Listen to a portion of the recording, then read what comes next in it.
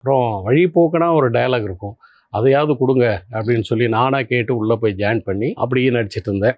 20 ரூபா சம்பளம். 20 ரூபாய் 20 ரூபா சம்பளம். அந்த கூப்பிட்றதுக்கு முன்னாடி ஒரு ஆடிஷன் ஒன்று வச்சாங்க. எப்படின்னா கோமணத்தை கட்டிக்கிட்டு வெறும் உடம்போட குத்த வச்சு உக்காந்து அந்த பண்ணாடிகளாண்ட கெஞ்சி கேட்குற மாதிரி அந்த கோயம்புத்தூர் ஸ்லாங்கில் அதை அமைச்சிருந்தார். பீடி மாதிரி பாடிய வச்சுட்டு இந்த தீனி தின்றியடா அப்படின்னு சொல்லி.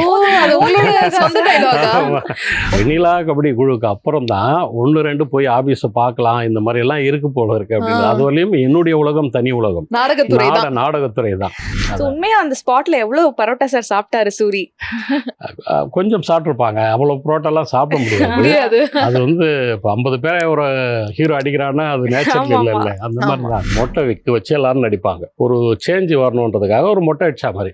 நான் ஒவ்வொரு டிராமாவுக்கும் மொட்டை அடிப்பேன், மொட்டை அடிச்சுப்பேன். இந்த விஷ்ணுகுப்த சாணக்கியனை எதிர்த்தவர் யாராக இருந்தாலும் இந்த தீயிலே கிடந்து வேகட்டும், மண் தட்டிலே உணவு உண்ண செய்கிறேனா இல்லையா பார், இது என் தாய் மீதானை, இந்த மண் மீதானை, வான் மீதானை, அதுவரையில் அவிழ்ந்த குடுமையை முடிய மாட்டேன், இது சாபம் அல்ல சபதம், சாணக்கிய சபதம் அப்படின்னு. பவி, விருந்தினர் பக்கத்தோட கெஸ்ட் யாருன்னு சொல்லிடலாமா? கண்டிப்பா. வெண்ணிலா கபடி குழு, சதுரங்க வேட்டை, தீரன் அதிகாரம் 1, ஒண்டி முனியும் நல்ல பாடனும் போன்ற திரைப்படங்களில் பல வித்தியாசமான கதாபாத்திரங்களில் நடித்த பரோட்டா முருகேசன் அவர்களே இன்றைய நம் விருந்தினர்.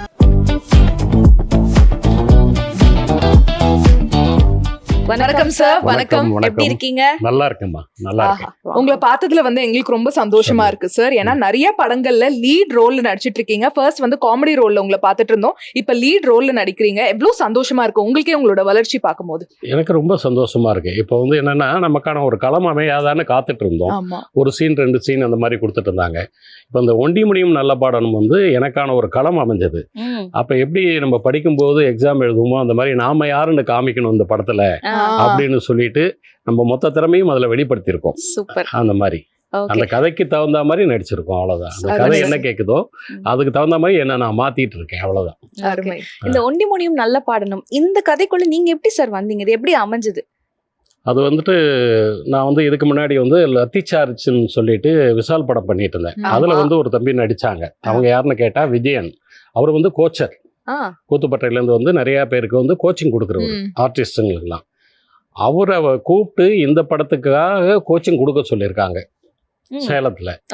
அங்கே போயிட்டு அவர் கொடுத்துட்டு இருக்கும்போது இந்த கேரட் நடிக்கிறவர் அந்த ஊர் பெரியவரை ஒருத்தர் வச்சு கொடுத்துருக்காங்க. அவர் அந்த அளவுக்கு, ஏன்னா அவர் நடிகர் கிடையாது, அதனால அவங்க நேச்சுரலியாக பண்ணணுன்னு ப்ரொடியூசர்லாம் எதிர்பார்த்து கொடுத்துருக்காங்க. சரி, செட் ஆகலை. அப்போது அவர் சொல்லியிருக்காரு, இந்த மாதிரி ஒரு ஆர்டிஸ்ட் இருக்காரு, அவரை கூப்பிடுங்க, உங்களுக்கு டக்குன்னு படத்தை முடிக்கலாம் அப்படின்னு சொல்லிட்டு. அப்புறம் அவர் எனக்கு ஃபோன் பண்ணி, ஆனால் அந்த மாதிரி ஒரு கதை இருக்குது கேளுங்க, கதையை ஸ்கிரிப்டை கேளுங்க அப்படின்னாரு. அப்புறம் நம்ம பார்வதி பவான் இருந்தது வடபழனியில். அங்கே நான் போகும்போது டைரக்டர் என்னை கூப்பிட்டுருந்தாங்க. போய் கதையை கேட்டேன், கதை பிடிச்சிருந்தது. சரி சார் நான் பண்ணுறேன் அப்படின்னு சொல்லிட்டு. அந்த கூப்பிட்றதுக்கு முன்னாடி ஒரு ஆடிஷன் ஒன்று வச்சாங்க. எப்படின்னா கோமணத்தை கட்டிக்கிட்டு வெறும் உடம்போட குத்த வச்சு உக்காந்து அந்த பண்ணாடிகளாண்ட கெஞ்சி கேட்குற மாதிரி அந்த கோயம்புத்தூர் ஸ்லாங்கில் அதை அமைச்சிருந்தார். பண்ணாடினாலே இப்போ உங்களுக்கு பண்ணாடினா என்னன்னு தெரியுதா? பண்ணையார்கள் மாதிரி. பண்ணாடின்றது பண்ணையார்கள் மாதிரி. இப்போ இந்த டைலாக் எடுத்து செல்லில் அமிச்சேன். அவங்களுக்கு டைரக்டருக்கு ஓகே ஆச்சு. அதனால மறுபடியும் கூப்பிட்டு என்ன அந்த வாய்ப்பு கொடுத்தாங்க. இதுக்கு முழுக்க காரணம் அந்த விஜயன் தம்பி தான்.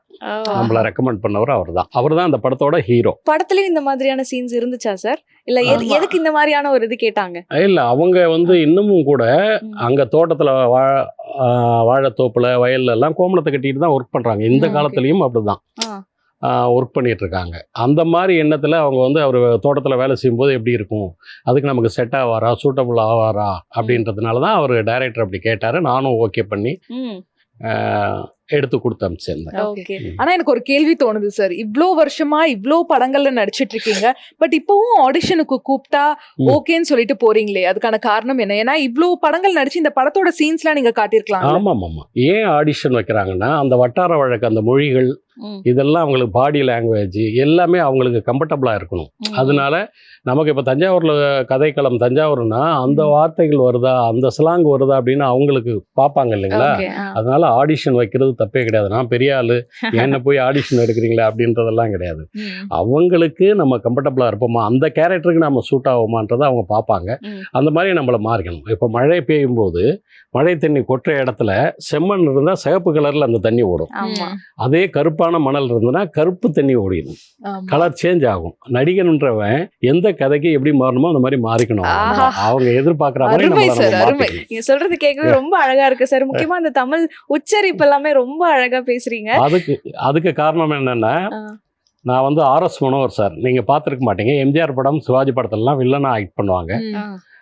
நாடக காவலர், ஹிஸ்டாரிக்கல் புராணம்லாம் மேடை நாடகம். அவராண்ட போய் நான் ஜாயின் பண்ணேன். உண்மையாலுமே நான் படிக்காதவன். ஒரு தஞ்சை கிராமத்துல இருந்து 4வது என்னவோ படிச்சுட்டு சென்னை வந்துட்டேன். எனக்கு என் பேரே எழுதுறதே ரொம்ப கஷ்டம். அந்த மாதிரி தான் நான் அது பண்ணி அப்புறம் இந்த மாதிரி பத்திரிகை எல்லாம் படிக்க ஆரம்பிச்சு சாராண்ட போய் ஜாயின் பண்ணதுக்கப்புறம் தமிழை ஒழுங்காக பேசணும் அப்படின்னு சொல்லிட்டு என்னுக்குள்ளே அவங்க பேசுகிறதெல்லாம் நான் சார் பேசுகிறதெல்லாம் கவனித்து ஓரளவுக்கு தமிழ் பேசுகிறேன் ஒழுங்காக பேசுகிறேன் அப்படின்னா அதுக்கு முழுக்க மனோகர் சார் தான் காரணம். அண்ட் அதே மாதிரி நீங்கள் சொன்னீங்க நாடகங்கள்ல தான் வந்து ஆரம்பிச்சிங்க அப்படின்னு சொல்லிட்டு எந்த கேரக்டர்ஸ் நிறைய பண்ணியிருக்கீங்க நாடகத்துலலாம்? நாடகத்தில் வந்து முத நான் சாராண்ட போய் ஜாயின் பண்ணும்போது ஒரு சோல்ஜரை ஈட்டியை பிடிச்சிட்டு இருக்கிற மாதிரி தான் எனக்கு வாய்ப்பு கிடைச்சது. அதுக்கு முன்னாடி வந்து அமைச்சர் ட்ரூப்புகளில் நிறைய நாடகங்கள் நடிச்சிட்டு இருந்தேன். இவர் மட்டும்தான் தொழில் ரீதியாக நாடகம் போடுறவர். அப்படி இருக்கும்போது அவர்கிட்ட போய் சேர்றதுக்கு முன்னாடியே ஒரு பயம் இருந்தது. இந்த தமிழ் நம்ம பேசுவோமா, நம்ம அதுக்கு தகுதியான ஆள் தானா அப்படின்றது போய் ஜாயின் பண்ணுறதுக்கே ஒரு தயக்கம் இருந்துகிட்டு இருந்தது. இப்போ மற்றவங்கெல்லாம் சார் கொஞ்ச நாள் நாடகம் அதுக்கு முன்னாடி நடத்தாமல் நிறுத்தி வச்சிருக்கும் போது அந்த ஆர்டிஸ்ட் எல்லாம் வேற ட்ரூப்பில் நடிப்பாங்க இல்லைங்களா, அமைச்சர் ட்ரூப்லலாம். அப்போ அவங்க சொல்லுவாங்க, நீ நல்லா நடிக்கிறீங்களே வந்து எங்கள் சாராண்ட ஜாயின் பண்ணுங்க அப்படின்போது. இன்னொருத்தர் சொல்லுவார், அங்கெல்லாம் வந்து தமிழை உச்சரிக்கும் போது தெளிவாக உச்சரிக்கணும் நல்லனா அவ்வளோதான் அப்படின்னு பயமுறுத்துவார். இப்போ நம்ம போகிறதா வேணாவா அப்படின்னும் போது திருநாவுக்கரசர்னு ஒரு நாடகம் ரிஹர்சல் போயிட்டு இருக்கு வாணி மகாலில். நான் கடைசியில் ஒரு முடிவெடுத்து போய் தான் பார்ப்போமே, அவர் கையால் ஒரு 2 அரை வாங்கிட்டாவது வெளியில் வருவோம் அப்படின்னு போகும்போது எல்லா கேரக்டரும் ஃபுல் ஆயிடுச்சு. அங்கே மேனேஜர் ஓடியாந்து பார்த்துட்டு, என்ன முருகேஷ் இவ்வளோ லேட்டாக வர, நீ எல்லாமே கொடுத்தாச்சே அப்படின்னு. அப்புறம் வழி போக்குனா ஒரு டயலாக் இருக்கும், அதையாவது கொடுங்க அப்படின்னு சொல்லி நானாக கேட்டு உள்ளே போய் ஜாயின் பண்ணி அப்படியே நடிச்சிட்டு இருந்தேன்.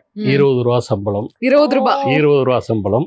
90ல் மேரேஜ் ஆயிடுச்சு. இந்த சம்பளத்தை கொண்டாந்து என் ஒய்ஃபாண்ட கொடுத்து இதில் நாங்கள் வாழ ஆரம்பித்தோம். 20 ரூபா தான் சம்பளம். அதுக்கப்புறம் உலகத்தமிழ் மாநாடு அம்மா ஆட்சியில் தஞ்சாவூரில் உலகத்தமிழ் மாநாடு நடத்தினாங்க. அங்கே தான் நான் முத கம்பெனி ஆர்டிஸ்டாக அவராண்ட போய் 65 ரூபா சம்பளம். அது அதிகபட்ச சம்பளம், ஹையஸ்ட் சம்பளம் நாடகத்தில். அது எப்படி எனக்கு கிடைச்சதுன்னா, ஒரு தீபாவளி அன்னைக்கு சூப்பர் ஸ்டார் வந்து அவங்கெல்லாம் ஃபேமிலியோடு வந்து அந்த நாடகத்தை பார்க்குறாங்க மியூசிக் அகாடமியில். மதுரையிலேருந்து ஒரு நடிகர் வந்து நடிப்பார். அவர் வரல, திடீர்னு வரலன்னொன்னே சார் ஒரு மாதிரி டென்ஷன் ஆகி அந்த டைலாக் யார் பேசுவா என்ன அப்படின்னும் போது மேனேஜர் போயிட்டு, சார் முருகேஷ் நடிச்சிருவார் சார் அப்படின்னு. அப்படியா, டைலாக்லாம் எப்படி பாடம் பண்ணியிருக்காரா? எல்லா கேரக்டரையுமே பாடம் பண்ணியிருக்காரு. நான் என்னென்னா அந்த படத்தை பிடிச்சிட்டு யார் எப்படி நடிக்கிறாங்க அப்படின்னு பார்த்து அவங்க டைலாக் எல்லாம் உள்வாங்கிட்டே இருப்பேன். எங்கள் சார் டைலாக் கொண்டு அதை உள்வாங்கிட்டே இருப்பேன். அப்போ எங்கே பேசு அப்படின்னாரு. மேக்கப் போட்டுக்கிட்டே இருக்காங்க, எனக்கும் போட்டிருக்காங்க. பேசணுன்னா ஓகே ஆல்ரெடி பண்ணலாம் அப்படின்ட்டு பண்ணிட்டாரு. அதுக்கப்புறம் காமெடி கொடுத்தாங்க. காமெடி கொடுத்து அந்த காமெடி எல்லாம் பண்ணி அப்படி கொஞ்சம் கொஞ்சமாக நாடகத்துறையில் நிறைய காமெடியை தான் பண்ணிட்டு இருந்தேன். அந்த மாதிரி அப்புறம் லூஸ் மோகன் சார் கூட அவர் வந்து எப்படின்னா ட்ராக் போடுவார். ட்ராக்னா அந்த ஸ்கிரிப்ட்லேயே இருக்காது, நம்மளா ஒன்று செட்டப் பண்ணி அப்படி போயிட்டு நடிக்கிறது. அந்த மாதிரி அப்புறம் அவரு கூட நடிச்சதுனால அதுக்கப்புறம் நாமளே ட்ராக் எழுத ஆரம்பித்தோம். சரி நம்மளா செட் பண்ணுவோம், இது இப்படி வருது அப்படி வருது அப்படின்னு சொல்லிட்டு அந்த மாதிரி எல்லாம் பண்ணி அப்படி நாடகத்துறையில் நிறைய பண்ணிகிட்டு இருந்தோம். அப்படி பண்ணிகிட்டு இருக்கும்போது வெண்ணிலா கபடி குழு படம் எடுத்துகிட்டு இருக்காங்க. ஒருத்தர் என்ன பண்ணாரு, இவ்வளோ நல்லா நடிக்கிறீங்களே, நடிகர் சங்கத்தில் நடிச்சுட்டு இருக்கும்போது வாங்க ஒரு கேரக்டர் இருக்குது அப்படின்னு சொல்லி அந்த புரோட்டா காமெடியில் கொண்டு விட்டு அங்கே ஒரு ரிஹர்சல் பார்த்தாங்க. பார்க்கும்போது அதை நடிச்சிட்டு இருக்கும்போது டைலாக் சொன்னாங்க இந்த மாதிரி அப்படின்னு. நான் என்னென்னா ஒரு சின்ன ஒரு ஓன் டைலாக் போட்டேன், பீடி மாதிரி பாடியை வச்சுட்டு இந்த தீனி தின்றியடா அப்படின்னு சொல்லி. அதான் பீமம் பரம்பரையா இருப்பானோ அப்படின்னு சொல்லிட்டு எல்லாம் டைலாக் பேசிட்டு வந்துட்டேன். அதுக்கப்புறம் ஒரு டைரக்டர் சுசீந்திரன் சார் ஓகே பண்ணி இங்கே சைதாப்பேட்டையில் இளங்காளி அம்மன் கோவில் இருக்கு பார்த்துங்க, அது பக்கத்துல தான் அந்த சீன் எடுத்தது. கிளைமேக்ஸே அங்கதான் எடுத்தது. ஆனால் கதையில வந்து மதுரையில எடுத்தாங்க படத்துல. இதுதான் அப்படி வந்து அதுக்கப்புறம் நிறைய படங்கள். அதுக்கு முன்னாடியே 90ல் வந்து டிபி கஜேந்திரன் சார் ஒரு நாடகத்தை பார்த்துட்டு பெண்கள் வீட்டின் கண்கள்ன்ற படத்தில் நடிக்க வச்சார். எஸ் சந்திரன், கேஆர் விஜயம்மா அவங்க காம்பினேஷனில் நடிக்க வச்சார். அதுதான் எனக்கு ஃபஸ்ட்டு மூவி. அதுக்கப்புறம் நாடகத்துறையிலே இருந்ததுனால இந்த மாதிரி ஆஃபீஸ்லாம் போய் போட்டோ போட்டுக்கிட்டு சான்ஸ் கேட்கணுன்றதெல்லாம் சத்தியமாக எனக்கு தெரியாது. அது பண்ணதே இல்லையா சார்? அது வந்து பண்ணதே கிடையாது. வெண்ணிலா கபடி குழுக்கு அப்புறம் தான் 1-2 போய் ஆபீஸை பார்க்கலாம், இந்த மாதிரி எல்லாம் இருக்கு போல இருக்கு அப்படின்னு. அது வரையும் என்னுடைய உலகம் தனி உலகம், நாடகத்துறை தான். எல்லாமே வந்து மனோகர் சார் கூடவே ஹிஸ்டாரிக்கல் புராணம் அப்படி எல்லாம் இருந்ததுனால சினிமானா ஏதோ வேற்று கிரகம், அதுக்கெல்லாம் நமக்கு தகுதி இல்லை அப்படிதான் நினைச்சிட்டு இருந்தோம் நம்ம. அதுக்கப்புறம் வெண்ணிலா கபடிக்கு அப்புறம் நிறைய 1-2 கேரக்டர்லாம் வர ஆரம்பிச்சது. நம்மளும் கொஞ்சம் போய் பார்க்கணும் அப்படின்ற ஒரு எண்ணம் வந்தது. அருமை சார். உங்களோட சினிமா எக்ஸ்பீரியன்ஸை பத்தி இன்னும் நிறைய விஷயங்கள் பேசலாம், இதுவே ரொம்ப சுவாரஸ்யமா இருக்கு. ஆனா நாடகத்துறையில நீங்க இருக்கும்போது இது வரைக்கும் நீங்க நாடகங்கள்ல நீங்க போட்ட கேரக்டர்லயே ரொம்ப உங்களுக்கு அப்ரிசியேஷன் வாங்கி கொடுத்தது, ரொம்ப பாராட்டு வாங்கி கொடுத்ததுன்னா எந்த ஒரு கேரக்டர் சார்? அது வந்து சாணக்கிய சபதம்னு ஒரு நாடகம், ஹிஸ்டாரிக்கல். அதில் வந்து விராடன்றது ஒரு கேரக்டர். என்னன்னா சார் சொல்லுவாங்க, இந்த மாதிரி ஒரு அரண்மனையை போய் யாருமே தெரியாத அளவுக்கு நீ அங்கே என்ன நடக்குதுன்னு ஓலைச்சுவடியில் எழுதி அனுப்பணும் அப்படின்னு சொல்லிட்டு சொல்லுவாங்க. சரி, எப்படி போகணும் அப்படின்போது பேச தெரியாத ஊமையா அந்த மாதிரியெல்லாம் ட்ராமா பண்ணி நீ போய் அங்கே ஜாயின் பண்ணணும் அப்படின்றது டைலாக். அப்போ என்னென்னா இங்கே வந்து விக்கெல்லாம் வச்சு நடிச்சிருக்கும்போது அங்கே வேலைக்காரனாக போகும்போது, சமையல்காரனாக போகும்போது விக்கு வச்சுருப்பேன், மொட்டை விக்கு வச்சு எல்லாரும் நடிப்பாங்க. ஒரு சேஞ்சு வரணுன்றதுக்காக ஒரு மொட்டை அடிச்சா மாதிரி நான் ஒவ்வொரு ட்ராமாவுக்கும் மொட்டை அடிப்பேன், மொட்டை அடிச்சுப்பேன். ஆனால் அங்கே கொடுக்குற சம்பளம் வந்து சொன்னேன் இல்லைங்களா, 20 ரூபா. ஆமாம் 20 ரூபா. மொட்டை அடிக்கிறதுக்கே 30 ரூபா போயிடும். அந்த மாதிரி ஒவ்வொரு ட்ராமாவுக்கும் ஃபுல்லாக மொட்டை அடிச்சுட்டு அப்போ வந்து டக்குன்னு பார்த்தா சேஞ்ச், அடுத்த சீன் பார்த்தா அங்கே அப்படி இது பண்ணிட்டு அப்படியே போகும்போது அந்த மொட்டை தலைக்கு அதுக்கும் சேஞ்ச் ஆடியன்ஸுக்கு ஒரு டிஃப்ரெண்டாக தெரியும். அந்த மாதிரி இதுக்கு அந்த மாதிரி எல்லாம் போய் அந்த விராடன்ற கேரக்டர் வந்து ரொம்ப நல்லா இருக்கும். எங்கள் சார் பேசுகிற டயலாக் எனக்கு ரொம்ப பிடிக்கும். அந்த டைலாக் என்னன்னா, தென்னகத்து மண்ணிலே பிறந்த விஷ்ணுகுப்த சாணக்கியன் வடபுலத்தில் தடுமாறி விட்டான். மாடு கண்டால் கேடேறும் வாழ்வு பெற்ற சாதாரண புல் என்னை புழுதியிலே வீழ்த்தி விட்டது. ஏ புல்லே, உனக்கு கூடவா நான் பாழடைந்த பரதேசியனாக தென்படுகிறேன்? என்னை ஏளன செய்த உன்னை என்ன செய்கிறேன் பார். எரியட்டும் எரியட்டும், எள்ளி நகையாடிய பொருள் கொள்ளையில கிடந்து வேகட்டும், காடு முழுவதும் தீ பரவட்டும், யார் சிரிப்பது? சீரழித்து விடுவேன். இந்த விஷ்ணுகுப்த சாணக்கியனை எதிர்த்தவர் யாராக இருந்தாலும் இந்த தீயிலே கிடந்து வேகட்டும் அப்படின்னு சொல்லிட்டு அந்த டைலாக் பேசுறாரு. அதுக்கப்புறமேட்டு அது அப்படியே கண்டினியூ ஆகும். ஆமா, இந்த காடு முழுவதும் தீ பரவட்டும் தீ பரவட்டும் அப்படின்னு சொல்லிட்டு அந்த டைலாக் பேசிடும் போது நான் சிரிச்சுட்டு இன்டர்வியூ கொடுப்பேன். புல்லை எரித்து விட்டு பூரித்து நிற்பதை பார்த்து சிரிக்காமல் என்ன செய்வது அப்படின்னு சொல்லிட்டு. இந்த விஷ்ணுகுப்த சாணக்கியன் நினைத்தால் புல்லை மட்டுமல்ல நீரையும் எரிப்பான், ஊரையும் எரிப்பான், இந்த பார் முழுவதையும் பசுமமாக்குவான். ஏ ராஜன், தரித்திரனுக்கு தங்கத்தட்டிலே உணவா என்று கேட்ட உன்னையும் அமைச்சர் மகேந்திரனையும் மக்கள் மன்றத்திலே நிறுத்தி மண் தட்டிலே உணவு உண்ண செய்கிறேனா இல்லையா பார். இது என் தாய் மீதானை, இந்த மண் மீதானை, வான் மீதானை, அதுவரையில் அவிழ்ந்த குடுமையை முடிய மாட்டேன். இது சாபம் அல்ல, சபதம், சாணக்கிய சபதம் அப்படின்னு சொல்லிட்டு அப்படியே எப்படியே முடியெல்லாம் சிரிக்கும். அப்படி அவர் கூட நின்று பார்த்து அதுக்கப்புறம் அந்த கேரக்டருக்கு, விராடா குருதேவா, நீ வேலை பார்க்கும் நேரம் நெருங்கி விட்டது. வேலை மூளைக்கா அல்லது உடலுக்கா குருதேவா? மூளை வேறு உடல் வேறு என்று நினைப்பதே தவறு, இரண்டும் ஒரு நிலையில் செயல்பட வேண்டும். சரி அப்படின்னு சொல்லிட்டு நான் சரி குருதேவான்ட்டு போவேன். போன உடனே கூடுவார், விராடா நீ எப்படி வேலைக்கு சேர வேண்டும் என்பதை கேட்க மறந்து விட்டாயே. ஆம் குருதேவா, மறந்துதான் போனேன். அப்படி மறதி அதிகமானால் நாணயம் கெடும், நாணயம் கெட்டால் மதிப்பு குறையும், மதிப்பு குறைந்தால் மன சங்கடங்கள் அதிகரிக்கும், மன சங்கடங்கள் அதிகரித்தால் சாவு வந்துவிடும், உன்னை சொந்தம் கொண்டாட அப்படின்னாரு.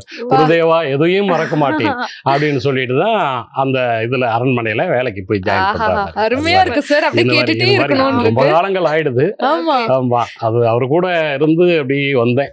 Super sir. எங்களுக்காக அப்படியே நீங்க வந்து சூப்பரான டைலாக்ஸ் எல்லாம் இப்ப சொன்னீங்கல்ல, நீங்க சொன்ன டைலாக்லயே மறக்க முடியாத நாடக டைலாக் எங்களுக்காக அந்த கேரக்டரா ஒரு மாதிரி இப்ப நீங்க பேசுனீங்கன்னா நாங்க ரொம்ப சந்தோஷமாயிடுவோம். அதுல வந்துட்டு என்னன்னா,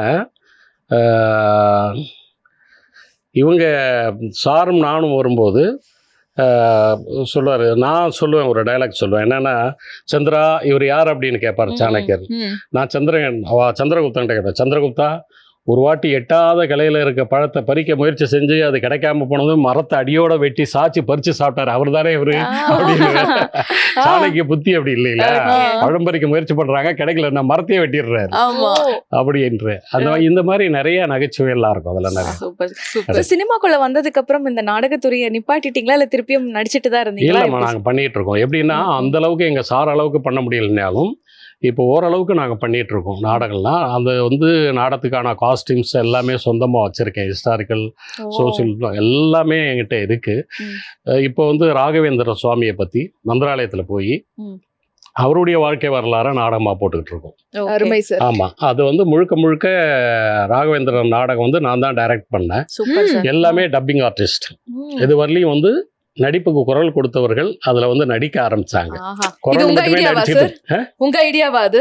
ஆமா, நாங்க மந்திராலயத்துல போயிட்டு ஒரு 3 நாள் தங்கி இருந்து எங்க சாப்பாடுலாம் செஞ்சு எல்லா மக்களுக்கும் கொடுத்து அப்படி எல்லாம் இருப்போம். அப்படி இருக்கும்போது நீங்க பாட்டு பாட தெரிஞ்சா நீங்க பாடுவீங்க, நீங்க டான்ஸ், இந்த மாதிரி அவங்களுக்கு தெரிஞ்சு நம்ம ஜாலியா அப்படி இருந்துட்டு இருப்போம். அப்படி இருக்கும்போது நான் ஏதாவது ஒரு சின்ன சின்ன ஸ்கிட்டு பண்ணிட்டு இருப்பேன். ஒரு நாள் என்னாச்சு அப்படின்னா, ரொம்ப நேரம் இது போனதுனால ஒருத்தர் வந்து என்கிட்ட கோச்சிட்டாரு, இவ்வளவு நேரம் நீங்க இது பண்றீங்க, சுகர் பேஷண்ட்லாம் இருப்பாங்க, அவங்களாம் நேரத்துல சாப்பிடணும்ல, கொஞ்சம் முடிச்சிடுங்களேன் அப்படின்னு. இது வந்து பயனுள்ளதா என்ன பண்ணலாம் அப்படின்னா, சரி சாமியோடைய வாழ்க்கை வரலாறையே நாடகமாக போடலாம் அப்படின்னு சொல்லிட்டு சென்னைக்கு வந்து அந்த நாடகத்தை வந்து எழுதி நம்ம டைரக்ட் பண்ணோம். எழுதினது இன்னொருத்தர், டைரக்ஷன் மட்டும் நான் பண்ணேன். இதில் என்னென்னா எஸ்பி முத்துராமன் ஐயாலாம் வந்து பார்த்துட்டு ராகவேந்திர படமே எடுத்திருக்காரு, அவர்தான் டைரக்டர், ரொம்ப நல்லா இருக்கு அப்படின்னு சொன்னார். இந்த மாதிரி கொஞ்சம் பாராட்டுகள்லாம் கிடைச்சது. அதில் ஒரு சீன் ஒன்று வச்சுருப்பேன். அதில் ஒரு பத்திரிக்கை பார்த்துட்டு டைரக்டரோட டச்சு தெரியுது அப்படின்னு எழுதியிருந்தாங்க. என்னன்னா, ராகவேந்திரரை காமிக்கும் போது ஒரு துளசி செடியை காமிச்சு ஒரு குட்டி குழந்தை சுத்தி வரும், அடுத்த சுத்துல பார்த்தா ஒரு வாலிபன் வருவாங்க, அடுத்த சுத்துல பார்த்தா வயதிகமான ராகவேந்திரர் வர மாதிரி இந்த செடி அப்படியே கொஞ்சம் கொஞ்சமா வளர்ற மாதிரி டெவலப் பண்ணியிருந்தேன்.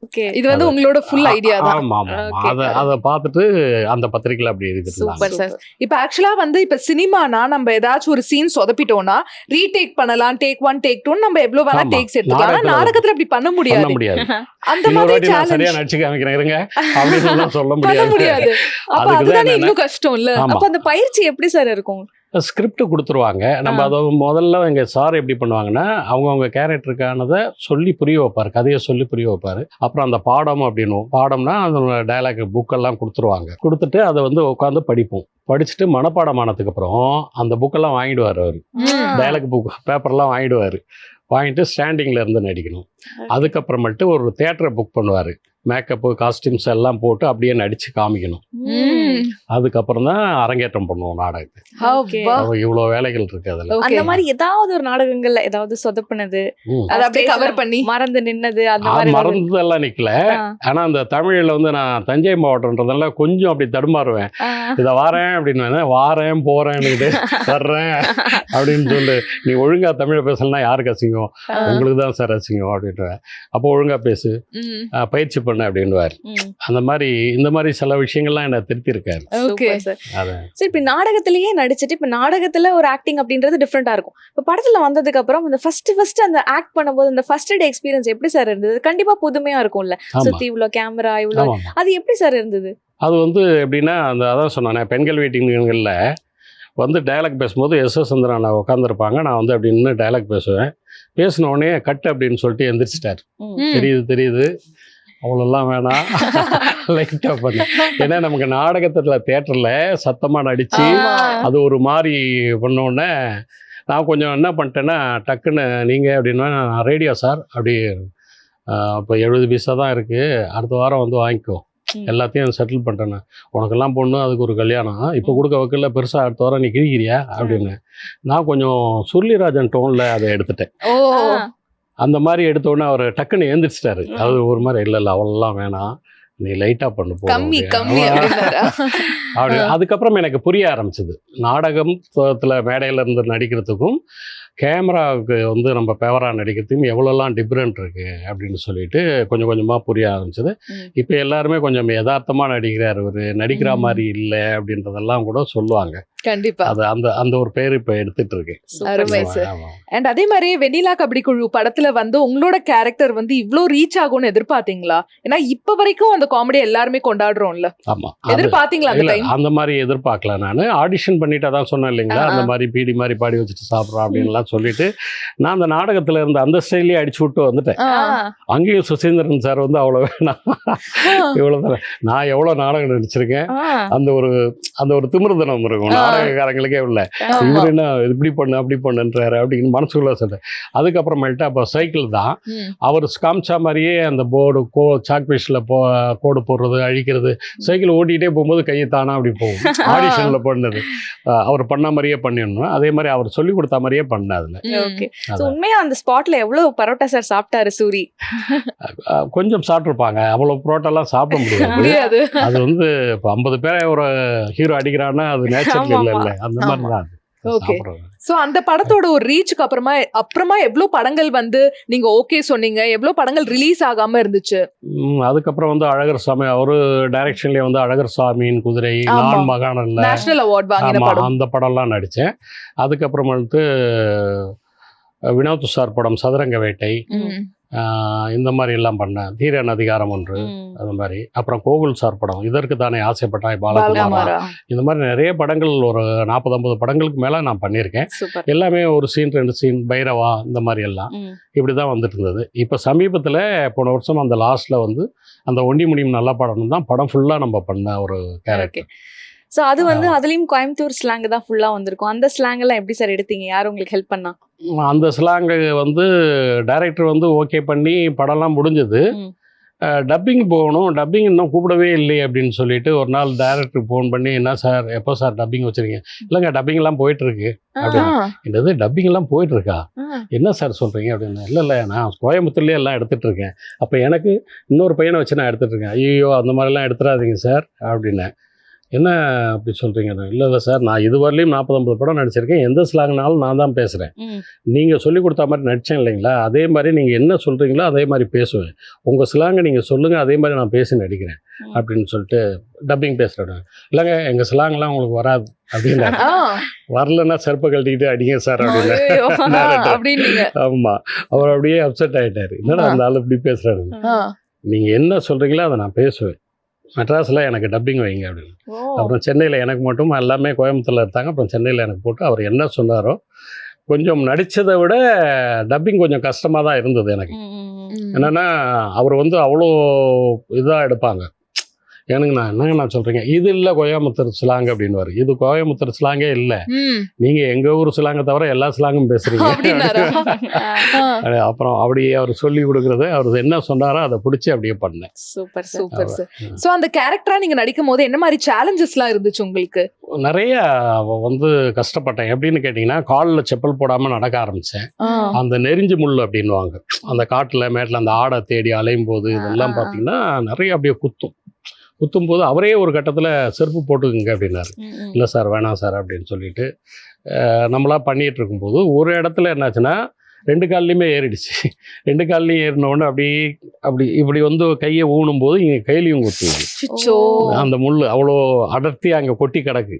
அப்புறமா பார்த்துட்டு அப்படியே உட்காந்துட்டேன், சைலண்டாக உட்காந்தோடனே பார்த்தீங்கன்னா டைரக்டரோட மாமனார் அதை கவனிச்சுட்டு அவர் செருப்பு போட்டிருந்தார். அங்கேருந்து வந்து இதெல்லாம் எடுத்து ரிமூவ் பண்ணி விட்டு என்னை தூக்கி விட்டாங்க. இந்த மாதிரி கஷ்டங்கள்லாம் சின்ன கஷ்டங்கள் தான், இது நமக்கான வெற்றிக்கான கஷ்டம் தானே. இந்த மாதிரி எல்லாம் இதுதான் பெரிய கஷ்டம் பார்த்தா, வேற ஒன்றும் இல்லை. சூப்பர். அதே மாதிரி நாடகங்கள்ல நீங்க நடிக்கும் போது 20 ரூபா 65 ரூபா ஆச்சு என்னோட சம்பளம் அப்படின்னு சொன்னீங்க. பட் சினிமாக்குள்ள வந்ததுக்கு அப்புறம் நீங்க முதல் வாங்கின சம்பளம் எவ்வளோ? இந்த வெண்ணிலா கபடி குழு வந்து 2 நாள் ஷூட் பண்ணாங்க, 2000 ரூபா பேமெண்ட் கொடுத்தாங்க. அதுக்கப்புறமேட்டு இப்போ வந்து ஓரளவுக்கு வாங்கிட்டுருக்கேன். அதிகபட்சமாக ஒரு 15,000 ரூபா ஒரு நாளைக்கு. இந்த மாதிரி சில கம்பெனிகள் வந்து சின்ன கம்பெனியாக இருக்கும், சார் அவ்வளோ தர முடியாது, எங்களால் ஒரு 5 ரூபா தான் தர முடியும்னாலும் அதுவும் சும்மா இருக்க மாட்டேன். சூப்பர். ஒத்துக்கிட்டு போய் பண்ணுவேன், அவ்வளோதான்.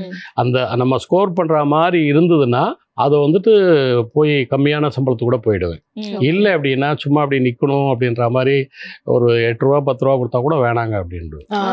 நமக்கு காசு தேவைதான், அதே டைமில் நமக்கான ஒரு கதையும் ஸ்கோர் தேவை. பண்ணுறதுக்கு என்ன இருக்குது அப்படின்றத இப்போ பார்த்துட்டு இப்போ கொஞ்ச காலமாக அந்த மாதிரி. இந்த கதாபாத்திரம் பேசப்படணும். ஆமாம், ஏதாவது எனக்கு குப்பை பொறுக்கிற மாதிரி கூட கொடுங்க, அதில் நான் என்ன பண்ணுறேன்.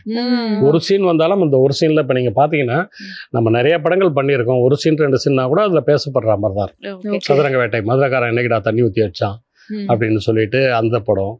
அப்புறம் வந்து தமிழுக்கு என் ஒன்றை எழுத்துவோம், அதில் கொஞ்சம் ஃபுல்லாக பண்ணியிருப்பேன். இன்று நேற்று நாளை, மடிப்பாக்கத்துல இருந்து வரேன், கல்யாணமே ஆகலைன்னா கருணாஸ் மாத்திரை எழுதி கொடுப்பாரு, சுவாமி அப்படின்னு நம்பிக்கையோட போங்க அப்படின்னுவாரு. போன உடனே சத்திரத்துக்கு அட்வான்ஸ் கொடுத்துட வேண்டியதுதான், நானா ஓன் டைலாக் போட்டுட்டு இந்த மாதிரி எல்லாம் ஒரு சீன் கிடைச்சாலும் அது நமக்கானதா இருக்கு, பேசப்படுறதா இருக்கு. நிச்சயமா சார். அண்ட் அதே மாதிரி நீங்க சொன்னீங்க ரொம்ப சீக்கிரமாவே கல்யாணம் ஆயிடுச்சு, வைஃப் வந்து நீங்க 20 ரூபாய் சம்பாதிக்கும் போதே வந்து கல்யாணம் பண்ணிட்டாங்க. இப்போ வைஃப் எவ்வளவு சந்தோஷமா இருக்காங்க உங்களோட growth பார்க்கும் போது? ஏன்னா அப்ப வந்து நீங்க ஸ்ட்ரகிள் பண்ணும் போதே உங்க கூட வந்தாங்கல்ல. இது நீங்க கேட்க மாட்டீங்கன்னு நினைச்சேன், கேட்டீங்க. அதாவது வந்து நான் கஷ்டப்படுற காலத்துல என் ஒய்ஃப் இருந்தாங்க. நான் படத்துல சம்பாதிக்க ஆரம்பிக்கும் போது என் ஒய்ஃப்ல தவறிட்டாங்க, கிட்னி ஃபெயிலர். ஆனால் வந்து இப்போ இன்னைக்கு இந்த உங்களெல்லாம் சந்திக்கிறேன்னா அவங்களுடைய பொறுமைக்கான அந்த இதுதான். அந்த 20 ரூபாயில அவங்க குடும்பம் பண்ணாங்க இல்லைங்களா. கண்டிப்பா அவங்க ரொம்பவே கிரேட்டான ஒரு அவங்களுக்கு அந்த பொறுமைக்கு கிடைச்ச வெற்றி தான் அது. அப்போ வந்து நீ என்ன நாடகத்துல போயிட்டு இருக்க, போய் வேற ஏதாவது பாரு, வேற ஏதாவது பிஸ்னஸ் பண்ணு, ஏதாவது சொல்லியிருந்தா 100 ரூபா வேணும் 200 ரூபா வேணும் அப்படி டார்ச்சர் கொடுத்துருந்தா நாம வேற துறைக்கு போயிருக்கோம். குடும்பத்தினுடைய சூழ்நிலை அவங்க என்னை புரிஞ்சுக்கிட்டு இருந்தாங்க, இவர் வந்து இதுக்கு தான் லாயக்கு, இவர் தான் தேடி போயிட்டு இருக்காரு அப்படின்னு சொல்லி. இன்னைக்கு இங்கே உட்காந்து பேட்டி கொடுக்கறதுக்கு காரணம் அவங்க தான், அவங்களுடைய பொறுமை தான். நிச்சயமா சார். கண்டிப்பா அவங்க எப்போதுமே பார்த்துட்டு இருப்பாங்க. ஆமா, அந்த நம்பிக்கையோட இருக்கேன்.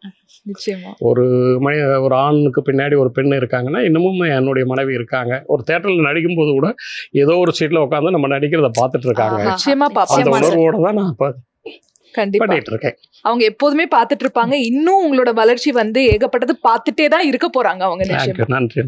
அதே மாதிரி நீங்க வந்து நிறைய நாடகங்கள் நடிச்சிருக்கீங்களா, உங்களுக்கு ரொம்ப பிடித்த கேரக்டர் இது வந்து டைரக்டர்ட்ட நான் சொன்னா ரொம்ப நல்லா இருக்கும், டைரக்டர் இந்த மாதிரி கேரக்டர் எனக்கு கொடுத்தா ரொம்ப நல்லா இருக்கும் அப்படின்னு நீங்க ஆசைப்படுற ஒரு கேரக்டர்னா எந்த கேரக்டர்? அந்த மாதிரி அப்ரோச் பண்ணிருக்கீங்களா டைரக்டர்ஸ்ட்ட?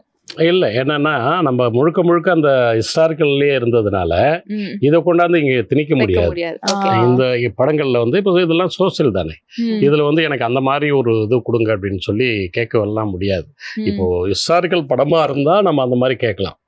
நான் சொன்னது வந்து நிறைய புராண நாடகங்கள் நடிச்சிருந்தாலும் நானே கூட ஒரு ஸ்கிரிப்ட் எழுதியிருக்கேன். சிக்கல் 8 குடி எண்கண் அந்த 3 விக்கிரகங்களையும் செஞ்ச ஒரு சிற்பி, அந்த சிற்பியோட கதையை நாடகமாக்கி அதில் வந்து எல்லாரையும் நடிக்க வச்சுருக்கேன். அதில் கூட நான் ஒரு காமெடி கேரக்டர் தான் எடுத்துப்பேன். எனக்கு பிடிச்சது வந்து அந்த காமெடின்றதுனால அந்த காமெடி கேரக்டர் தான் எடுத்துப்பேன். இதையும் மீறி என்னென்னா நீங்கள் வந்து அந்த கொஞ்சம் முன்னாடி சொன்ன இல்லைங்களா சாணக்கிய சப்தம்ன்றதுல அந்த விராடன் கேரக்டர், அது இப்போ ரொம்ப பேசப்பட்டது. அந்த காலத்தில் சாரையும் எண்ணெயும் வச்சும் ஒரு பத்திரிகையில் எழுதினாங்க. சூப்பர். நம்ம நடிப்பை வச்சு எழுதினாங்க அந்த மாதிரி. ஓகே. அதே மாதிரி நாடகங்கள்ல நிறைய டைரக்ட் பண்ணியிருக்கீங்க, ஸ்கிரிப்ட் பண்ணியிருக்கீங்க. சினிமாவில் ஏதாவது படங்கள் டைரக்ட் பண்ண வாய்ப்பு இருக்கா சார்? அது எல்லா நடிகனுக்கும் இருக்கிற ஆசை தான். ஒரு நடிகனுக்குள்ள ஒரு டைரக்டர் இருப்பான், ஒரு டைரக்டருக்குள்ள ஒரு நடிகன் இருப்பான். இதுதான் உண்மை. உங்களுக்கு பயங்கரமான ஒரு எக்ஸ்பீரியன்ஸ் இருந்திருக்கு நாடகத்துறையில. அந்த ஆர்வம்லாம் இருக்கு. அது என்னன்னா நம்ம இப்போ பொருளாதாரத்தை தேடி ஓடிட்டு இருக்கும்போது நடிப்புல கவனத்தை செலுத்திட்டு இருக்கோம், நாடகத்துல கவனத்தை செலுத்திட்டு இருக்கோம். அந்த மாதிரி ஒரு வாய்ப்பு வரும்போது நம்ம வந்து பண்றதுக்கு எல்லாமும் கதெல்லாம் மண்டக்குள்ள இருக்கு. அது வந்து ஒரு சின்னதா இருக்கணும். அப்படி எடுக்கும்போது ஒரு உதாரணத்தை சொல்றேன்னா, ஒரு 1 ரூபா ஒருத்தவங்க கொடுக்குறாங்க அப்படின்னா அந்த 1.25 கொடுக்கலனாலும் 1 ரூபாயை கொடுத்து அவங்கள காப்பாற்றி விட்டுறணும் அப்படின்ற மாதிரி நம்ம திறமையை வளர்த்துக்கிட்டு அதில் என்ன பண்ண முடியும் அப்படின்னு சொல்லி அந்த மாதிரி ஐடியா பண்ணணுன்றதுக்காக வெயிட்டிங்ல இருக்கேன். சூப்பர். ஸ்கிரிப்ட்லாம் கூட ரெடியா இருக்குன்னு சொன்னீங்கல்ல சார், என்ன மாதிரி கதைகள்லாம் ரெடியா இருக்கு? சும்மா இந்த மாதிரி கதைகள்லாம் வந்து நான் டைரக்ட் பண்ணா சூப்பரா இருக்கும் அப்படின்னு ஆசைப்படுற கதைகள். காக்கி சட்டையும் கந்து வட்டியும்னு ஒரு கதை வச்சிருக்கேன். என்னன்னா காக்கி சட்டைன்றவங்க வந்து கந்து வட்டியை ஒழிக்கணும், அவர் அதுலயே ஒருத்தர் கந்து வட்டி விட்டுருப்பாரு. இந்த மாதிரி ஒரு கதை பண்ணி வச்சிருக்கேன். கடைசியில ஒரு மனிதன் வந்து பணம் சம்பாதிக்கிறதுக்காகவே வாழக்கூடாது. அப்போ எப்போதான் நீ வாழ போற, பணம் சம்பாதிக்கிறதுக்காகவே வாழ்ந்தா. இப்படி கந்து வட்டிக்கு விட்டு குடும்பமே அவரை விட்டு எல்லாம் பிரிஞ்சதுக்கு அப்புறம் அவர் உணர்வார், வாழ்க்கைக்கு பணம் தேவை, ஆனா பணம் சம்பாதிக்கிறதே வாழ்க்கையா இருக்கக்கூடாது அப்படின்னு ஒரு கேரக்டர் திருந்துற மாதிரி ஒரு ஸ்கிரிப்ட் ரெடி ரொம்ப நல்லா இருக்கே சார் கதை. இது வரைக்கும் ஏதாவது ப்ரொடியூசர் கிட்ட அப்ரோச் பண்ணீங்களா இல்ல அந்த மாதிரி எல்லாம் இல்ல. அதுதானே என்ன நான் வளர்த்துக்கிட்டு எல்லாம் பண்ணி நான் சொன்னேன் இல்லைங்களா, ₹1 கொடுத்தாங்கன்னா 1.25 ரூபா கொடுக்கலனாலும் அந்த ₹1 திருப்பி கொடுத்துடணும் அவங்களுக்கு. அந்த மாதிரி நம்மள தயார்படுத்திக்கிட்டு எல்லாம் பண்ணுவோம், ஒன்றும் அவசரப்பட வேணாமே அப்படின்னு சொல்லிட்டு அது காலங்கள் கணியும் போது அது வரும், நடக்கும்ன்ற நம்பிக்கையோட இருக்கு. பண்ண படங்கள்லயே உங்களுக்கு ரொம்ப பிடித்த கதாபாத்திரம்? எனக்கு பிடிச்சது அப்படின்னா எல்லாத்தையும் நம்ம பிடிச்சுதான் பண்றோம், எல்லா கேரக்டரையுமே. ஒரு சின்ன டைலாக் கூட அதுல வந்து என்னன்னா, பைரவா படத்துல டைலாக் எல்லாம் இருக்காது. ஒரு பஞ்சாயத்து நடக்கும், கோட்டை வீரன்ட்டு டேனியல் பாலாஜி பஞ்சாயத்து பண்ணிட்டு இருப்பாரு. அப்ப அந்த பொண்ணுகிட்ட சொல்லுவாரு, அந்த பாரு இந்த பையனை விட்டுடு, உங்க அப்பா பார்க்குற மாப்பிள்ளையை கட்டிக்க நல்லா இருப்பான்னு. அதெல்லாம் முடியாது, நான் அந்த பையனை தான், கடவுளே வந்து சொன்னாலும் நான் ஒத்துக்க மாட்டேன், அந்த பையனை தான் கட்டிப்பேன், அந்த பையனோட அப்பா நான் தான், அந்த பஞ்சாயத்தில் நின்றுட்டு இருப்பேன், ஒத்துக்க மாட்டேன் அப்படின்னு சொல்லிட்டு பெல்ட்ல இருந்து ஒரு கத்தியை உருவி அந்த பொண்ணை குத்துறா மாதிரி போய் என் பையனை குத்துருவார். அதை மடியில போட்டு நான் அழணும், அதுதான் சீன், நோ டயலாக். அப்படி முடிச்ச உடனே டேனியல் பாலாஜி போயிட்டு டைரக்டர் ஆண்ட, பரதன் சார் தான் டைரக்டர், அவர் ஆண்ட வந்து கேட்குறாரு, ஏதோ பேசிட்டு இருக்காங்க. நான் போயிட்டேன், போனவுடனே அண்ணா அப்படின்ட்டு நேராக என்கிட்ட வந்தார். ஒரு 500 ரூபா நோட்டை தூக்கி பாக்கெட்டில் வச்சார். ஏன் சார்ண்ணே பிரமாதமாக பண்ணீங்கண்ணே அப்படின்னு சொல்லிட்டு. என்னன்னா எனக்கு ஒரு மாதிரி ஆயிடுச்சு, என்னடா அவர் அப்படின்னு. வேணாம் சார்ண்ணா, இல்லை வைங்கண்ணா, ரொம்ப நல்லா பண்ணீங்க. அதுக்கு முன்னாடி என்னன்னா ஒரு சின்ன ஒரு சம்பவம் நடந்தது. இவர் நடிச்சிட்டு இருக்கும்போது நான் ஒரு இடத்துல வந்து லைட்டாக ஸ்மைல் பண்ணியிருப்பேன். பண்ணோன்னே அவருக்கு என்னென்னா, அவர் நடிப்பை பார்த்து சிரிச்சிட்டணுன்ற ஒரு எண்ணம் வந்ததா என்னன்னு தெரியல. நேராக வந்து எதுக்கு சிரிச்சிங்க, ஏன் சிரிச்சிங்க அப்படின்னாரு. இல்லை சார், நீங்கள் பெரிய ரவுடி பஞ்சாயத்து பண்ணிகிட்டு இருக்கீங்க, அந்த பொண்ணு நம்ம பக்கம் ஸ்ட்ராங்காக இருக்கா, நம்ம பையன் பக்கம், கடவுளே வந்து சொன்னாலும் ஒத்துக்க மாட்டேன் அப்படின்னும் போது, அப்போ நம்ம தப்பிச்சிட்டோம், நம்ம பையனை ஒன்றும் பண்ண மாட்டாங்க, நம்ம பையனுக்கு ஸ்ட்ராங்காக இருக்குது இந்த பொண்ணு, நம்ம பையனை லைக் பண்ணுது அப்படின்றதுல அதில் ஒரு சின்ன என் பையனை பார்த்து லைட்டாக பா அப்படின்ற மாதிரி சிரிச்சேன் சார். சூப்பர்ண்ணே அப்படின்னு. இந்த மாதிரி நீங்க சொன்னோனே அவருக்கு புரிஞ்சிடுச்சு. ஆமா, அப்புறம் சொல்லிட்டு கேரவன்ல கூப்பிட்டு சாப்பிட்றதுக்கு யாருன்னா வாங்க அப்படின்னு சொல்லி அந்த மாதிரி. இது வந்து நான் வந்து அது டைலாக்கே இல்லாத ஒரு சீனு, அது அந்த அளவுக்கு ரீச் ஆயிருக்கு அப்படின்னு சொல்லி அவருக்கு பிடிச்சி அவரு கூட ஒரு 500 ரூபா கொடுத்தது நான் பெரிய ஒரு இதா இருக்கு. 500 கோடி வாங்கினா எவ்வளவு சந்தோஷம் இருக்கும் அந்த மாதிரி. இந்த மாதிரி வேற ஏதாவது எக்ஸ்பீரியன்ஸ் இருக்கா சார்? வேற சினிமா வட்டாரத்துல யாராவது ரொம்ப உங்களை கூப்பிட்டு பாராட்டினது, இந்த மாதிரி மறக்க முடியாத ஒரு அனுபவம் வேற ஏதாவது இருக்கா? இதுல இந்த ஒண்டிமுனி நல்ல படம் பண்ணும்போது இப்போ எல்லாமே படம் பார்த்துட்டு அங்கே தேவி கலாவுக்கு போயிருந்தேன். போயிட்டு டிக்கெட்டு கிழிக்கிறவரான்ட்டு கேட்டேன், அதான் படம் எப்படின்னா இருக்குது அப்படின்னு. அவருக்கு என்ன அடையாளம்லாம் தெரியல. நைட்டில் போயிருந்தேன். போனோன்னே நான் எல்லாருமே நல்லா இருக்கு சொல்கிறாங்க சார், நீங்கள் பார்த்தீங்களாண்ணே? இல்லை நான் பார்க்கணும், இன்றைக்கி பார்க்கணும் அப்படின்னாங்க. அப்புறம் வந்து அந்த தேட்டரில் பெருகிற அந்த ஆயாமெல்லாம் வந்து ரொம்ப நல்லா பண்ணியிருக்கீங்க அப்படின்னாங்க. இது எனக்கு வந்து பெரிய சந்தோஷமாக இருந்தது. இந்த பாராட்டு தான் பெருசா இருந்தது. ஓகே, அதே மாதிரி நம்ம நிறைய படங்கள் வந்து இந்த கேரக்டர் ஆர்டிஸ்டா பண்ணும்போது ஒரு சில படங்கள்ல வந்து நம்ம போய் பார்க்கும்போது நம்ம நடிச்சிருப்போம், ஆனா படத்துல பார்க்கும்போது நம்மளோட சீனே இருக்காது, நேரம் காரணமாக கட் பண்ணி தூக்கிருப்பாங்க. அந்த மாதிரி நீங்க நடிச்சதுல ஏதாவது ஒரு நல்ல ஒரு நோட்டபிள் படத்துல கட் பண்ணி தூக்கின சீன்ஸ் நிறைய இருக்குமா? நிறைய படம் இருக்கு. இப்போ உதாரணத்துக்கு பாத்தீங்கன்னா, இப்போ கருணா சாரு இவரெல்லாம் நடிச்சாங்க ஒரு படம், போகும் இடம் வெகு தூரம். அந்த படத்துல டான்ஸ் எல்லாம் ஆடி இருப்பேன், அதெல்லாம் இருக்கு. வண்டி வந்துருச்சேன்னு கத்துவேன், அது நான் தான். அதுக்கு முன்னாடி பார்த்தீங்கன்னா நல்ல டயலாக், நல்ல காமெடி. அந்த படம் வந்தால் நிறைய வாய்ப்புகள் வரும்னு நம்பி இருந்தேன். அந்த காமெடி அந்த மாதிரி அந்த காமெடியெல்லாம் தூக்கிட்டாங்க. அதாவது நல்ல காமெடி, அது ரொம்ப நம்பிக்கையோடு இருந்தேன். அப்புறம் டைரக்டர் வந்து ஆடியோ ரிலீஸில் பார்த்துட்டு, அண்ணா சாரிண்ணே, நான் எவ்வளோ போராடி பார்த்தேன், டூரேஷன் அதிகமாக இருக்கிறதுனால எடுத்துட்டாங்க. அந்த மாதிரி நிறைய படங்கள். இதற்கு தானே ஆசைப்பட்டாய் பாலகுமாரா, அந்த படத்துலையும் அதே மாதிரி தான் நிறையா காமெடி சீன் எனக்கும் சூரிக்குமே இருக்கும். அதெல்லாம் கட் ஆயிடுச்சு. நிறைய அந்த மாதிரி எல்லாம் இருந்தது. இப்பவும் சூரி சாரோட கான்டாக்ட்ல இருக்கீங்களா? அடிக்கடி பேசுறது உண்டா? இல்ல, எப்பயோ ஒரு வாட்டி பேசுறது உண்டு. நம்ம வந்து யாரையும் டிஸ்டர்ப் பண்ணக்கூடாதுன்னு நினைக்கிறது. வாய்ப்பு கொடுத்த டைரக்டரை கூட மறுபடி போய் அப்படி போகணும். ஆனா என்னுடைய இதுனா, அவரை நம்ம டிஸ்டர்ப் பண்றோமோன்ற ஒரு உள்ளுணர்வுல நம்ம தேவைன்னா கூப்பிடுவாங்க அப்படின்னு சொல்லிட்டு மெசேஜ் கூட போட மாட்டீங்களா சார்? அதெல்லாம் டிஸ்டர்ப் பண்றதை தாண்டி அந்த பரோட்டான்ற மூலியமா தான் நீங்க 2 பேருமே இப்போ உங்களுக்கே பரோட்டா முருகேஷன்ற பேர் இருக்கிற மாதிரி அவர் அந்த பரோட்டாக்கு அப்புறம் தான் இவ்வளோ ஒரு ட்ரெண்டா இன்னைக்கு ஹீரோவா பண்ணிட்டு இருக்காரு பயங்கரமா. அவருடைய உழைப்பு அந்த மாதிரி நிறைய உழைப்பு, சினிமால நிறைய கஷ்டப்பட்டிருக்காரு. இருக்காங்க. அது பார்க்கும்போது நமக்கு சந்தோஷமாக இருக்குது. இப்போ அவர் போயிட்டாரு, அடுத்தது நாம ஒருத்தவங்க போவோம், நமக்கு பின்னாடி இன்னொருத்தவங்க வருவாங்க. இந்த வந்து ஒரு ரோடு இருக்குன்னா ஒரு கார் போவோம், அடுத்தது ஒரு ஸ்கூட்டர் போவோம், அடுத்தது ஒரு லாரி போவோம். இந்த மாதிரி தான் அந்த சினிமா ஒவ்வொருத்தங்களுக்கு ஒவ்வொரு காலகட்டத்தில் பேசப்படுவாங்க. நிச்சயமா. அப்படி பயணிச்சுட்டே இருக்க வேண்டியதுதான். சூப்பர். அவ்வளோதான். அடுத்தவங்களுக்கும் நம்ம வழி விட்டு போயிட்டே இருக்கணும். அவ்வளவுதான். Super sir. இந்த சினிமா வட்டாரத்துல என்ன மாதிரி நண்பர்கள்லாம் நீங்க சம்பாதிச்சிருக்கீங்க சார்? சினிமாவில் நண்பர்களை எல்லாருக்கும் நான் என்ன சொல்லுவேன்னா, நான் சினிமாவில் நண்பர்கள் கிடைக்கிறது கஷ்டம், நல்ல நண்பர்கள் கிடைக்கிறது கஷ்டம். நல்ல நண்பர்களை நம்ம சம்பாதிச்சிட்டோம்னா நம்ம ஜெயிச்சிருவோம். அதுதான் நல்ல நண்பர்களை சம்பாதிக்கணும். ஏன்னா நிறைய பேர் சொல்லுவாங்களே, இவர் வந்து என்ன இந்த படத்துக்கு ரெஃபர் பண்ணாரு, இவரோட நான் இந்த படத்துல நடிச்சேன், அதனால இந்த படத்துக்கு வந்து ஒரு ஓப்பனிங் வந்ததுனால என்ன ரெஃபர் பண்ணாரு, அந்த மாதிரி சொல்லுவாங்களே. அந்த மாதிரி உங்களுக்கு நடிகர்கள்லாம் ரெஃபர் பண்ணிருக்காங்களா? இப்போ வந்து நான் சொன்னேன்ல, லத்தி சார்ஜ்ல நடிச்ச அந்த விஜயன் தம்பி தான் எனக்கு இந்த படம் கிடைக்கிறதுக்காக ஒரு வாய்ப்பா இருந்தது. நம்ம அங்கே அவர்கிட்ட பழகினது, நம்ம நடிச்சதெல்லாம் பார்த்துட்டு இந்த ஒண்டி முனியும் நல்ல படம் நம்ம அவர் கோச்சிங் கொடுக்க போகும்போது இந்த மாதிரி ஒரு ஆர்டிஸ்ட் இருக்காருங்க அப்படின்னு சொல்லி எல்லாம் அதை பண்ணியிருக்காங்க. அதே மாதிரி ஹீரோ படத்தில் வந்து யாரோ ஒரு தம்பி அசிஸ்டன்ட் டைரக்டர், அவர் வந்து சாராண்ட சொல்லி டைரக்டரான சொல்லி அங்கே அண்ணன் பண்ணால் நல்லாயிருக்கும் அப்படின்னு சொல்லிட்டு அந்த ஹீரோ படத்தில் அப்படியே அந்த சாங்ஸுங்களை விரட்டிட்டு போய் போன உடனே ரோபோ சங்கர் அப்புறம் வந்துட்டு கைது பண்ணுங்க சார், உள்ளே தூக்கி போடுங்க சார் அப்படின்லாம் சொல்லுவாங்க.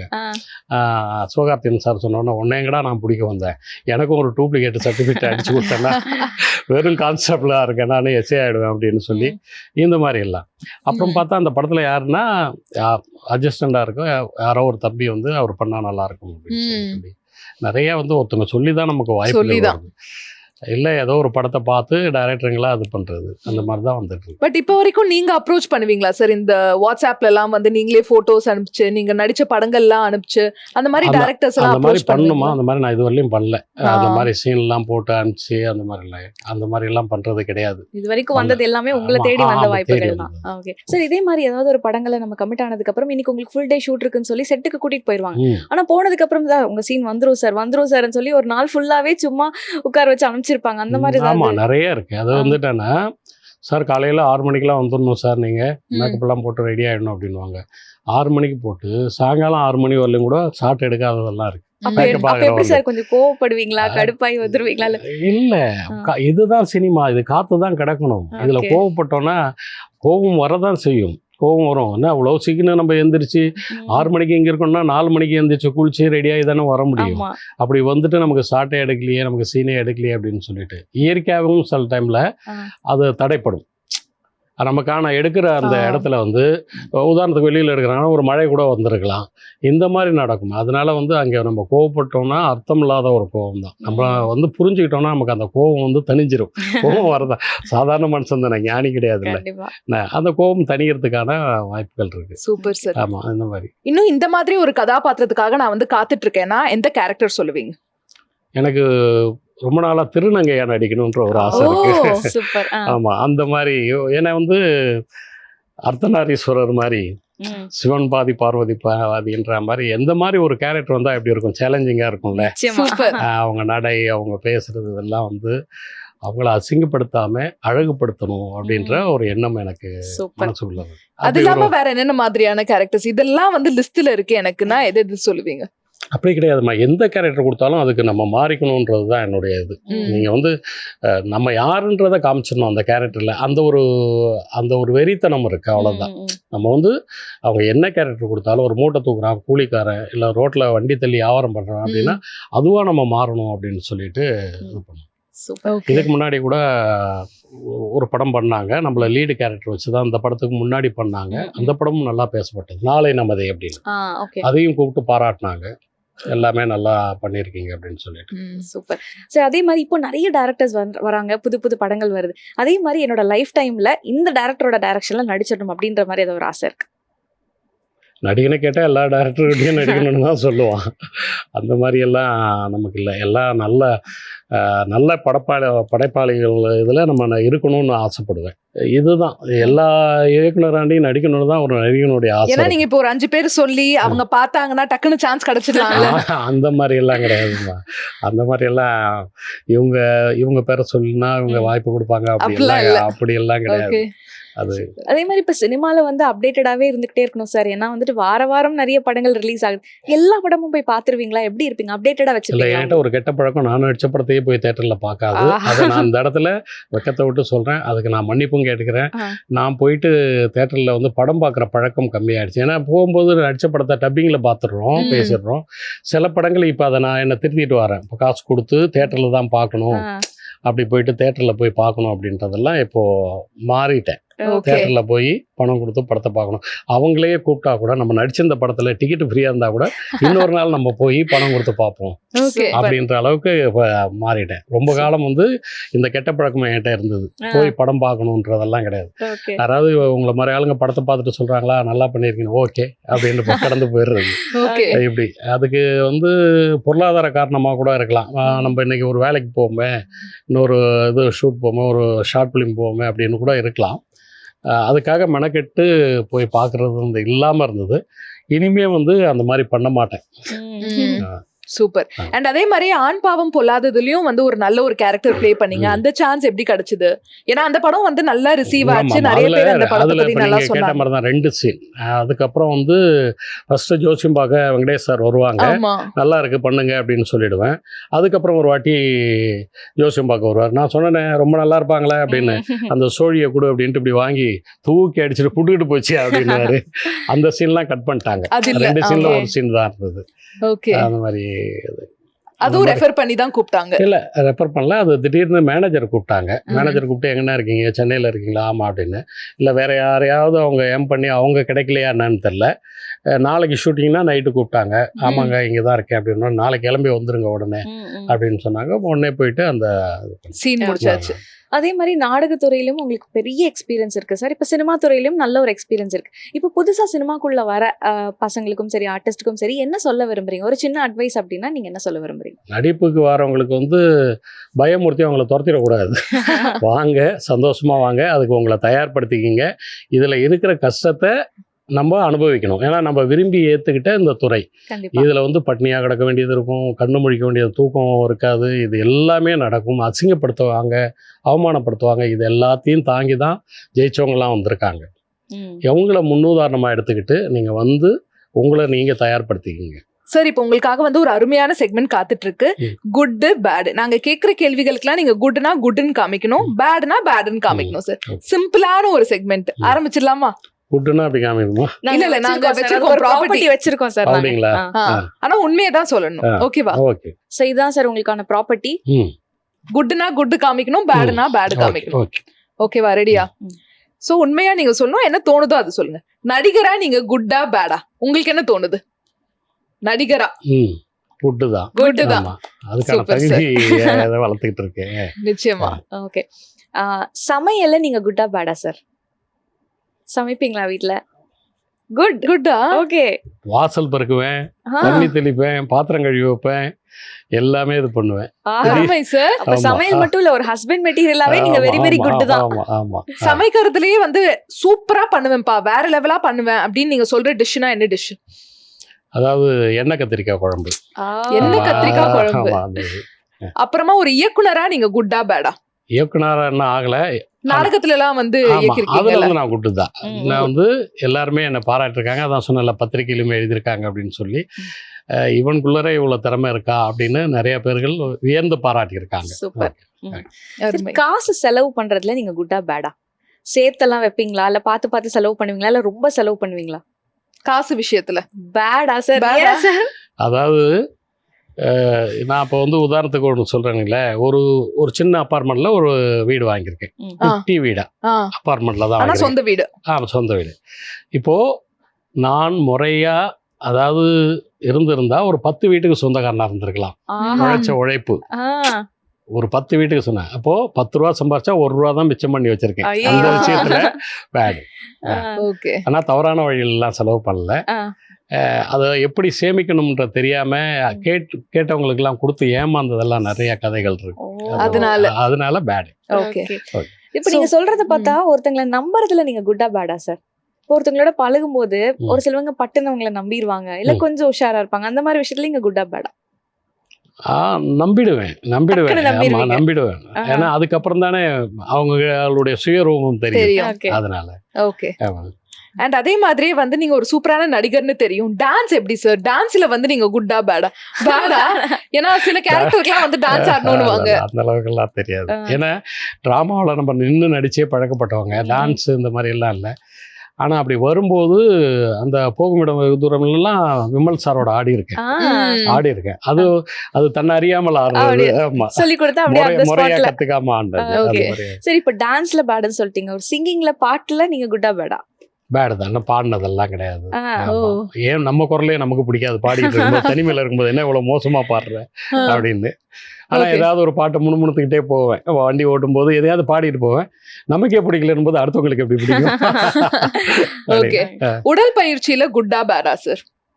உடல் பயிற்சியில வந்து குட்டு தான். வாக்கிங் போவேன். வேலை இல்லைன்னா எழுந்திரிச்சு நடக்க ஆரம்பிச்சிருவேன். காலையிலேயே எழுந்திரிச்சு எவ்வளோ 12 மணிக்கு படுத்தாலும் காலையில் 6 மணிக்குள்ளார எழுந்திரிச்சிருவேன். எழுந்திரிச்சு ஷூட் இல்லை அப்படின்னா எங்கேயாவது ஒரு பார்க்கில் சுற்றிட்டு கிடப்பேன். ஓகே. அப்ப நிறைய பேர் வந்து சொல்லுவாங்களே நீங்க அந்த பரோட்டா முருகேசன் தானே அப்படின்னு. ஆமாம், கேட்பாங்க, கண்டுபிடிச்சிருவாங்க. இப்ப யாராவது அட்வைஸ் சொல்றாங்க அப்படின்னா அந்த அட்வைஸ் ஏத்துக்கிறதுல நீங்க குட்டா பேடா? அது கேட்கணும்ல, கேட்கணும். முன்னோர்கள் மூத்தோர் சொல் அமுது அப்படின்னுவாங்க. அவங்களுடைய அனுபவத்தை சொல்லும்போது அதை கேட்டுக்கணும். இங்கே என்னன்னா, தப்பு பண்றவங்களும் நமக்கு ஒரு விதத்துல குருவா இருப்பாங்க. நான் குரு அப்படின்னு எல்லாரையுமே. குருனா என்ன, எந்த விதத்துல குரு? அவரை மாதிரி நடக்கூடாது, அதுக்காக நான் அவரை குருன்றேன். இவரை மாதிரி நடக்கணும், அதுக்காக இவரை நான் குருன்றேன் அப்படின்னு காமெடியா. ஓகே. அவரையும் குருன்றேன், இவரையும் குரு அப்படின்றேன்னா, அவரு ஒரு விதத்துல நமக்கு குருவா இருக்காரு. அவர் பண்ண தப்ப நம்ம பண்ணக்கூடாது அப்படின்னு. இது ஓகே. நீங்க வந்து அட்வைஸ் கொடுக்கறதுல குட்டா பேடா? நான் வந்து அட்வைஸ் கொடுப்பேன். என்னன்னா, நான் என்னுடைய வாழ்க்கையே உதாரணமா எடுத்துக்கங்க அப்படின்னு சொல்லிட்டு, நான் கடந்து வந்த பாதை இப்படி, அதே மாதிரி நீங்க வந்து இப்படி எல்லாம் வந்தா இவ்வளவு பிரச்சனைகள் இருக்கும், இப்படி எல்லாம் வரணும், இப்படிதான் இருக்கணும் அப்படின்றதுக்கு நம்மள சொல்லுவேன் வரவங்களுக்கு. அதுக்கு குட்டா. எழுத்தாளரா நீங்க குட்டா பேடா? நான் தான் ஏற்கனவே சொன்னேன், எழுத தெரியாது, ஆனால் கற்பனை இருக்கு. பக்கத்தில் ஒருத்தர் உட்கார வச்சுட்டு அந்த டைலாக் நான் சொன்னேன் இல்லைங்களா, இப்போ வந்து அந்த 8 குடி எண்கண் சிக்கல்லாம் நம்ம கேள்வி ஞானத்தில் கேட்ட கதை, நடந்த உண்மை சம்பவம், இதை வச்சு நம்ம டைலாக் எல்லாம் சொல்லுவேன். பக்கத்தில் எழுதுவாங்க. எங்கே எழுத்து பிழை வந்துடக்கூடாது அப்படின்றதுனால சின்ன வயசுலேருந்து மெமரியில் அது உட்காந்துருச்சு. தப்பாக எழுதுவோம். அது இல்லாமல் கற்பனையாளனுக்கு எப்பயுமே அவசரமாக அந்த கற்பனை ஓடிட்டு இருக்கும்போது இது எழுத்து சரிதானான்னும் போது இன்னொரு தாட் வந்துடும். அதனால நம்ம சொல்கிறது இன்னொருத்தவங்களை எழுத சொல்லி, நான் சொல்கிறத நீங்கள் எழுதுங்க அப்படின்னு சொல்லிட்டு நான் சொல்லிட்டு. அதனாலவே சின்ன வயசுலேருந்து எழுத்து, நான் தான் சொன்னேன் படிக்காதவன் நான் அப்படின்னு. ஆனால் இந்த படிக்காதவங்களுக்குள்ளார இவ்வளோ கதைகள் கற்பனைகள் ஓடிட்டு இருக்கு. அருமை சார், சூப்பர். செக்மெண்ட் அற்புதமாக முடிஞ்சிடுச்சு. உண்மையை வந்து சொன்னீங்க. ரொம்ப நன்றி sir. So good or bad segment வந்து ரொம்ப அருமையாக முடிஞ்சது. அண்ட் இன்னொரு ஒரு சூப்பரான விஷயம் கேள்விப்பட்டோம். எஸ்பி ஜனநாதன் சார் வந்து உங்களோட ரிலேட்டிவா சார்? ஆமா, பெரியப்பா பையன் அவரு. மயிலாப்பூர்ல தான் அவங்க பிறந்தாங்க. ஆனா பூர்வீகம் வந்து வடசேரி தான், என்னுடைய ஊர் தான். நானும் அவரும் பக்காளிங்கள். ஆமா, வந்துட்டு அவர் படத்துல போய் வாய்ப்பு கூட அண்ணன் தானே அப்படின்னு சொல்லி கேட்கவே இல்லை. என்னன்னா, படத்துல நீ யாருன்னு தெரிஞ்சா உன்னை சொந்தம் கொண்டாடிட்டு வந்துருவாங்கன்னு ஒரு டைலாக் வச்சிருப்பாரு. இந்த டைலாக் என்ன ரொம்ப பாதிச்சிச்சு. அவர்கிட்ட போகவே கூடாது அப்படின்னு இருந்தேன். அப்புறம் பாத்தீங்கன்னா, லாபம் படத்துல திடீர்னு ஒருத்தர் ஃபோன் பண்ணாரு, ஆனால் இந்த இடத்துக்கு வாங்க ஷூட்டிங், உங்கள் அண்ணன் படம் தான் அப்படின்னு. அப்புறம் பண்ண உடனே நானாக போயிட்டு அன்னைக்கு தான் சொன்னேன், நான் இன்னாரு அப்படின்றத சொன்னேன். சிரிச்சுட்டு கேட்டுக்கிட்டு இருந்தாங்க. அதுதான் அந்த லாஸ்ட் படத்துல தான் நான் நடிக்கக்கூடிய வாய்ப்பு எனக்கு கிடைச்சது. அருமை சார், சூப்பர். அதே மாதிரி இந்த வருஷம் உங்களுடைய அடுத்தடுத்த படங்கள் என்னென்ன ரிலீஸ்க்காக வெயிட்டிங்ல இருக்கு சார்? இப்போ பண்ணிக்கிட்டு இருக்கிறது வந்து ஒரு 2-3 சின்ன படங்கள் பண்ணியிருக்கேன், ஆனால் பேர் வைக்கல அதுக்கு. இறுதி பக்கம் அப்படின்னு ஒரு படம் ஆல்ரெடி வந்தது. அந்த படம் அது பார்ட் 2 எடுத்துட்டு இருக்காங்க. அந்த படத்துல கமிட் ஆயிருக்கேன். சோ இவ்ளோ நேரம் ரொம்ப அழகா, ரொம்ப யதார்த்தமா நிறைய விஷயங்கள் உங்களோட சினிமா ஜர்னி பத்தி சொன்னீங்க. கேட்கறதுக்கே வந்து அவ்வளோ சுவாரஸ்யமா இருந்தது. அண்ட் உங்களோட அப்கமிங் ப்ராஜெக்ட்ஸ் எல்லாமே சூப்பர் ஹிட் ஆகணும் சார். ஜெயா டிவி சார்பா பெரிய பெரிய வாழ்த்துக்கள். நிகழ்ச்சிக்கு வந்ததுக்கு ரொம்ப நன்றி.